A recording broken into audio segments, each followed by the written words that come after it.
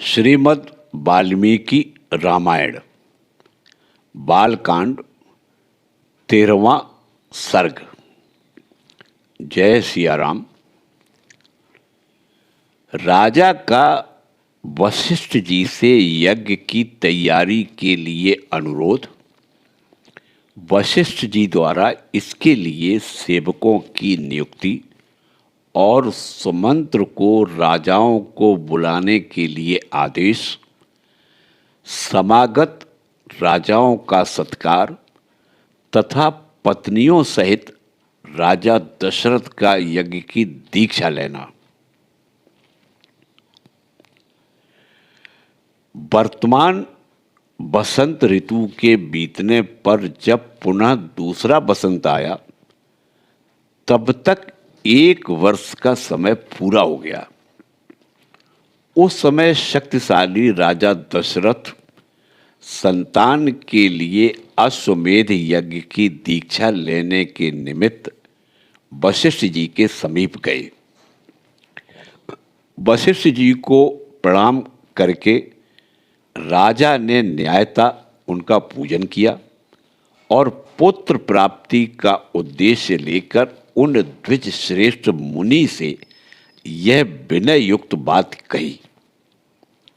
ब्राह्मण मुनि प्रवर, आप शास्त्र विधि के अनुसार मेरा यज्ञ करावे और यज्ञ के अंगभूत अश्व संचारण आदि में ब्रह्म राक्षस आदि जिस तरह विघ्न न डाल सकें वैसा उपाय कीजिए। आपका मुझ पर विशेष स्नेह है। आप मेरे सुहृदय, अकारण हितैषी, गुरु तथा परम महान हैं। यह जो यज्ञ का भार उपस्थित हुआ है इसको आप ही वहन कर सकते हैं। तब बहुत अच्छा कहकर विप्रवर वशिष्ठ मुनि राजा से इस प्रकार बोले, नरेश्वर, तुमने जिसके लिए प्रार्थना की है वह सब मैं करूंगा। तदंतर वशिष्ठ जी ने यज्ञ संबंधी कर्मों में निपुण तथा यज्ञ विषयक शिल्प कर्म में कुशल परम धर्मात्मा बूढ़े ब्राह्मणों, यज्ञ कर्म समाप्त होने तक उसमें सेवा करने वाले सेवकों, शिल्पकारों, बढ़इयों, भूमि खोदने वालों, ज्योतिषियों, कारीगरों, नटों, नर्तकों, विशुद्ध शास्त्र वेत्ताओं तथा बहुश्रुत पुरुषों को बुलाकर उनसे कहा, तुम लोग महाराज की आज्ञा से यज्ञ कर्म के लिए आवश्यक प्रबंध करो। शीघ्र ही कई हजार ईंटें लाई जाएं।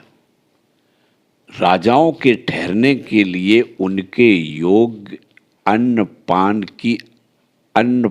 आदि अनेक उपकरणों से युक्त बहुत से महल बनाए जाएं। ब्राह्मणों के रहने के लिए भी सैकड़ों सुंदर घर बनाए जाने चाहिए।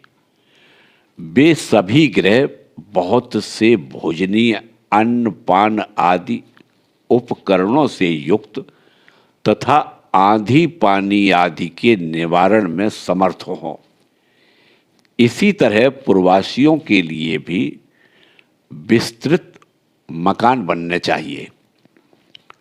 दूर से आए हुए भूपालों के लिए पृथक पृथक महल बनाए जाएं।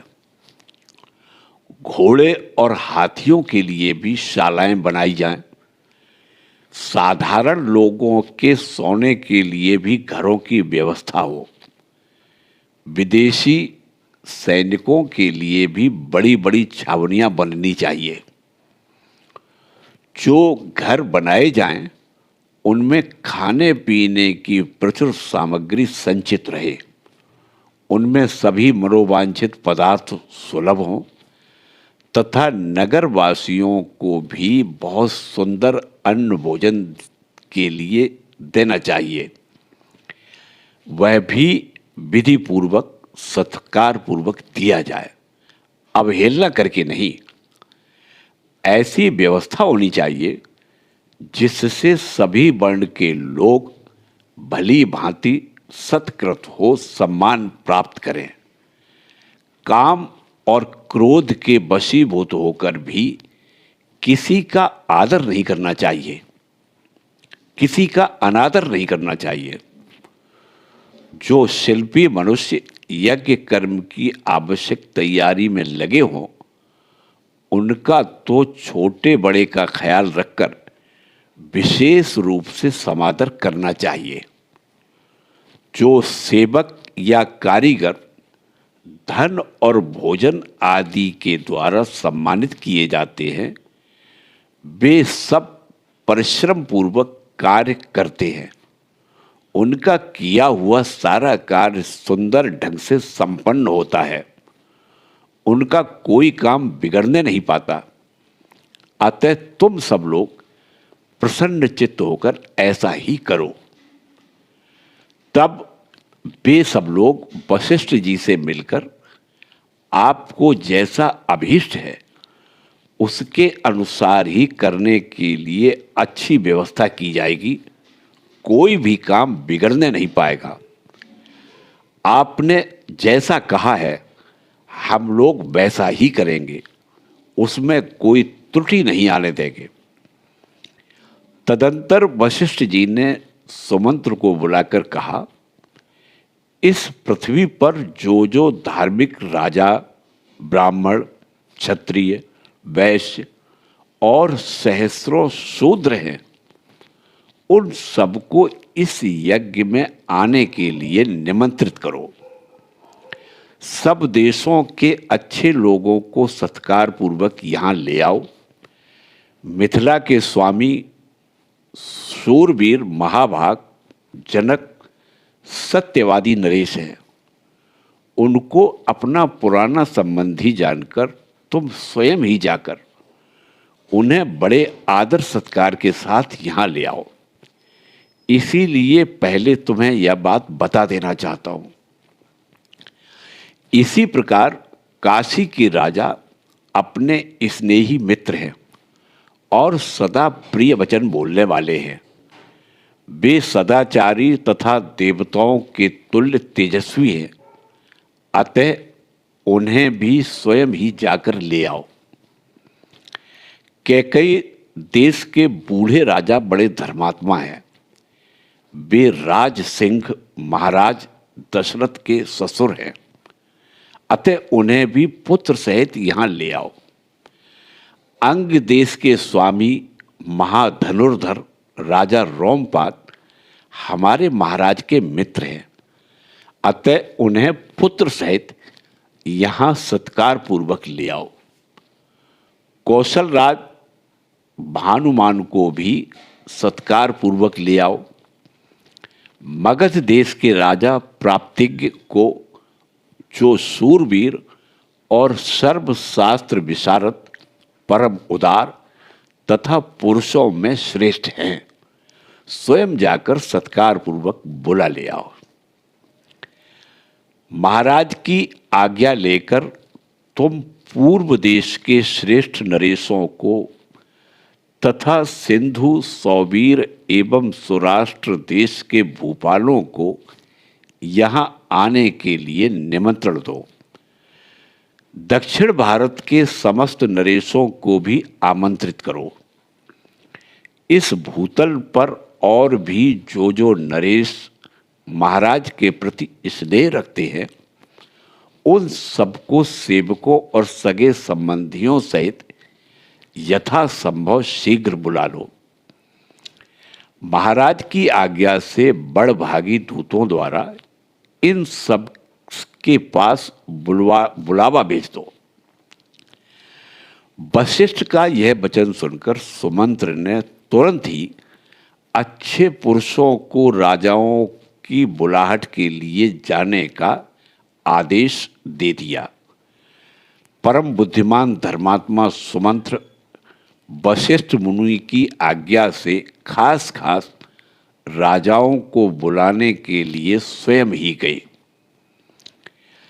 यज्ञ कर्म की व्यवस्था के लिए जो सेवक नियुक्त किए गए थे, उन सबने आकर उस समय तक यज्ञ संबंधी जो जो कार्य संपन्न हो गया था उस सब की सूचना महर्षि वशिष्ठ को दी।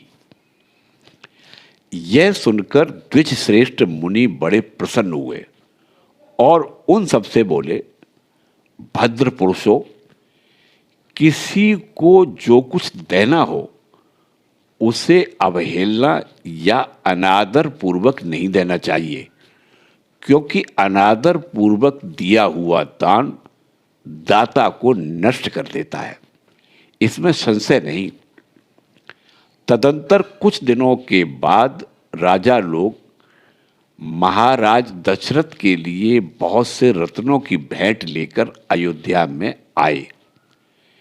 इससे वशिष्ठ जी को बड़ी प्रसन्नता हुई।